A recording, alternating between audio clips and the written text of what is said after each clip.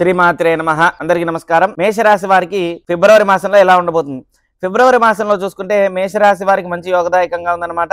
అన్ని గ్రహస్థితులు చూసుకున్నప్పుడు మనం మంచి చెడు రెండు కూడా తెలుసుకున్నప్పుడే ఏదైనా సరే మన గ్రహస్థితులు ఏవి బాగున్నాయి ఏవి బాగాలేదో తెలుసుకున్నప్పుడు ముందడుగు వేస్తే ఏ పనైనా సరే ఖచ్చితంగా ఆగకుండా ముందుకు జరుగుతుందన్నమాట. ముందుగా మన కలిసి వచ్చే అంశం, కలిసి రాని అంశాలు కూడా తెలుసుకుందాం. కలిసి వచ్చే అంశం చూసుకుంటే ద్వితీయంలో గురువు ఉన్నాడు కాబట్టి గురువు మంచి యోగదాయకంగా ఉన్నాడు. కుటుంబ వ్యవహారాల యందు కుటుంబం సంబంధించిన విషయాల్లో కానీ, కుటుంబ సమేతంగా ఎక్కడికన్నా దైవయాత్ర చేయడం కానీ, కుటుంబ సంబంధించిన విషయాల్లోనే పాల్గొనడం, పూజా కార్యక్రమాల్లో పాల్గొనడం, లేదంటే ఎవరైనా బారసాల కానీ, పూజ కానీ, యజ్ఞం కానీ, యాగం కానీ ఇలాంటివి ఏదైనా పూజా కార్యక్రమాలు పిలిస్తే మనం వెళ్ళడం, ఇలాంటివన్నీ కూడా కుటుంబ వ్యవహార సంబంధించిన విషయాల్లో ఎక్కువగా కూడా మీరు పాల్గొనడం జరుగుతుందన్నమాట మేషరాశి వారు. అదేవిధంగా మేషరాశి వారికి తృతీయంలో కుజుడు ఉండటం వల్ల సహజంగా వీరికి కోపం ఎక్కువ, క్రోధం ఎక్కువ కాబట్టి అన్నదమ్ముల మధ్య ఎక్కువ సఖ్యత ఏర్పడుతుంది. ఆ సఖ్యత ఏర్పడినప్పుడు ఖచ్చితంగా మౌనం వహించడం చాలా మంచిది. ఎందుకంటే సహజంగా వీరికి ఎప్పటి నుంచో గొడవలు అవుతూ ఉన్న అన్నదమ్ములైనా సరే ఇప్పుడు కలిసే అవకాశం ఉంది. అలా కలిసినప్పుడు మౌనంగా ఉండటం వల్ల మంచి ఫలితం ఉంటుందన్నమాట. తృతీయంలో కుజుడు ఉండటం వల్ల. అదేవిధంగా బుధుడు దశమ స్థానంలోకి వచ్చాడు కాబట్టి మంచి యోగదాయకంగా ఉంది. వ్యాపార పరంగా కానీ, ఉద్యోగ పరంగా కానీ అన్నిట్లో కూడా అనుకూలత సూచిస్తుందన్నమాట.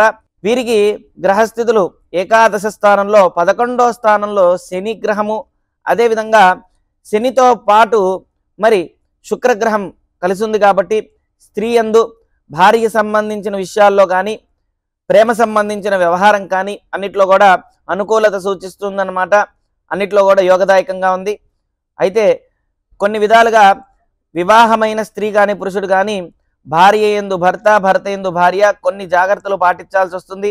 కారణం ఏంటంటే శుక్రుడితో కూడిన శని కాబట్టి కొన్ని ఇబ్బందులు పడే అవకాశం ఉంటుంది. ఆరోగ్య సమస్యలు ఎదురయ్యే అవకాశం ఉంటుంది. స్త్రీ పరంగా అవ్వచ్చు, పురుషుల పరంగా అవ్వచ్చు. ఎవరైతే మేషరాశి స్త్రీ కానీ పురుషులు గారు ఉంటారో వాళ్ళ యొక్క భార్యకి సంబంధించింది, భర్తకు సంబంధించింది ఈ యొక్క ఇబ్బంది పడతారనమాట. వీరికి వ్యయస్థానంలో రాహు ఉన్నాడు. అంటే 12వ స్థానంలో రాహు ఉండటం వల్ల స్థిరమైన ఆలోచన లేకపోవడం, కాన్సన్ట్రేషన్ లేకపోవడం, అశ్రద్ధ ఎక్కువగా ఉంటుంది చేసే పనిలో. కాబట్టి వీరి యొక్క ఆలోచనలన్నీ కూడా చాలా జాగ్రత్తగా ఆచితూచి అడుగు వేస్తే మంచిది. వీరికి ప్రత్యేకించి చూసుకుంటే దశమం బుధుడు మంచి యోగదాయకంగా ఉన్నాడు. ఖచ్చితంగా కూడా వ్యాపారమందు కానీ, ఉద్యోగం ఖచ్చితంగా కూడా ప్రమోషన్స్ వచ్చే అవకాశం ఉంది. అన్నిట్లో కూడా లాభాలు చేకూరుతాయి. వ్యాపారమందు ఖచ్చితంగా లాభం అనేది కనపడుతుంది. అయితే వీరికి వ్యయంలో రాహు ఉండటం వల్ల ఖర్చు స్థితిలో రాహు ఉన్నాడు కాబట్టి మనం ఖర్చు పెట్టేటప్పుడు వచ్చిన ద్రవ్యాన్ని, ధనాన్ని ఏ విధంగా ఖర్చు పెట్టాలో తెలుసుకొని ఖర్చు పెట్టాల్సి వస్తుంది. 1కి 10 సార్లుగా ఆలోచించి అడుగు వేయండి. రాహు కూడున్నాడు. రాహు 12లో ఉన్నాడు కాబట్టి రాహుతో కూడిన శని రానున్నది కాబట్టి ఇక్కడి నుంచి మనం చాలా జాగ్రత్తగా ఆచితూచి అడుగు వేయాలన్నమాట. వీరికి ఫిబ్రవరి మాసంలో చూసుకుంటే అన్ని విధాలుగా కూడా మంచి యోగదాయకంగా ఉంది. అన్నిట్లో కూడా విజయం సాధిస్తారు. కుటుంబ సంబంధించిన విషయాల్లో బంధుమిత్రులందరూ కూడా కలిసి దైవయాత్ర చేస్తారు, దైవ దర్శనం చేస్తారు. అదేవిధంగా కుటుంబ వ్యవహారంలో వీరికి సంతాన యోగం కూడా సూచిస్తుంది. సంతానం కలిగే అవకాశం ఉంది. సంతాన పరంగా మంచి శుభవార్త వింటారు. ఇన్ని సంవత్సరాల నుంచి సంతానం లేని వారికి కూడా సంతానం కలిగే అవకాశం ఉంది.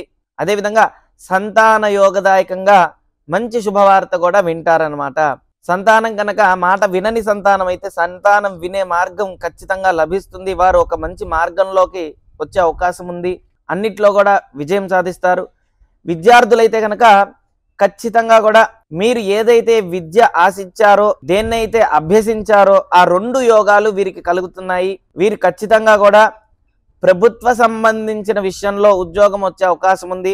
ఖచ్చితంగా ప్రయత్నించండి, ఆపకండి. 1కి 2 సార్లుగా అయినా సరే ఖచ్చితంగా ప్రయత్నిస్తే సక్సెస్ సాధిస్తారనమాట మేషరాశి వారు. మేషరాశి వారికి కోపం ఎక్కువ, క్రోధం, ఆవేశం, ఆలోచన ఇవి కొద్దిగా ఎక్కువ ఉంటాయి కాబట్టి ఇవన్నీ కూడా మైనస్ అనమాట.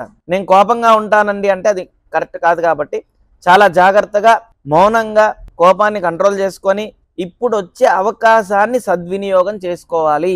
దశమంలో బుధుడు ఉన్నాడు కాబట్టి మంచి యోగాలు వస్తాయి. మీరు అనుకోవడం కాదు, ఇంతకన్నా మీరు ఏదైతే అనుకున్నారో అంతకన్నా మంచి యోగమే మీకు రానున్నది.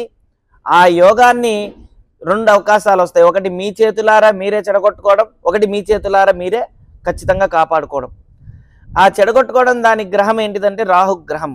సరైన ఆలోచన లేకపోవడం, సరైన అవగాహన రాహు తెప్పించడం అన్నమాట. కాబట్టి అందుకు రాహుకు సంబంధించింది దుర్గా సప్తశ్లోకి అని ఉంటుందన్నమాట. యూట్యూబ్లో చేసినా లేదంటే గూగుల్లో చూసినా ఖచ్చితంగా ఉంటుంది మంత్రం. దుర్గా సప్తశ్లోకిని రోజు పారాయణం చేయండి. అదేవిధంగా వీరికి సుబ్రహ్మణ్యేశ్వర స్వామి అధిష్టాన దేవత అన్నమాట. మేషరాశికి సుబ్రహ్మణ్య అపరాధ క్షమాపణ స్తోత్రం అని గూగుల్లో సెర్చ్ చేస్తే వస్తుంది.